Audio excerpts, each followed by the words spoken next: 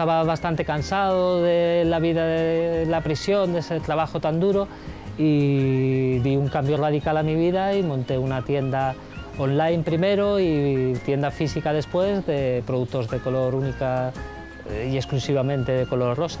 Buscamos siempre productos que sean muy originales, que sean distintos, porque hay un montón de productos de color rosa en todas las tiendas y nosotros buscamos cosas que sean muy difíciles de encontrar. En mi tienda no podían faltar productos aragoneses. Esta es una mermelada, por ejemplo, que viene de Trasmoz, que es el único pueblo maldito en Aragón. Las cintas de la Virgen del Pilar, la medida, que las regalamos cada vez que alguien compra algún producto, como las maletas, patinete.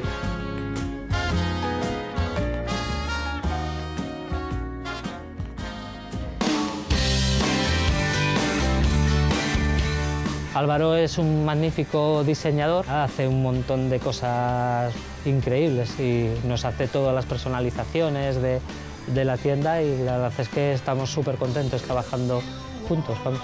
¿Qué pasa, tío? ¿Qué pasa? A ver, aquí tienes la maleta. Tío. Qué guapa, tío, por Dios. ¿Qué, te gusta o qué?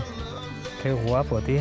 Es una persona muy abierta, una persona donde siempre está un poco con iniciativas nuevas, incluso y sobre todo con el tema de su tierra, por ejemplo la maleta, ¿vale? Que bueno, fusionando un poco las ideas que podemos tener ambos, pues ya hacer un producto final y bueno, sacarlo realmente al mercado con una esencia, en este caso de Zaragoza.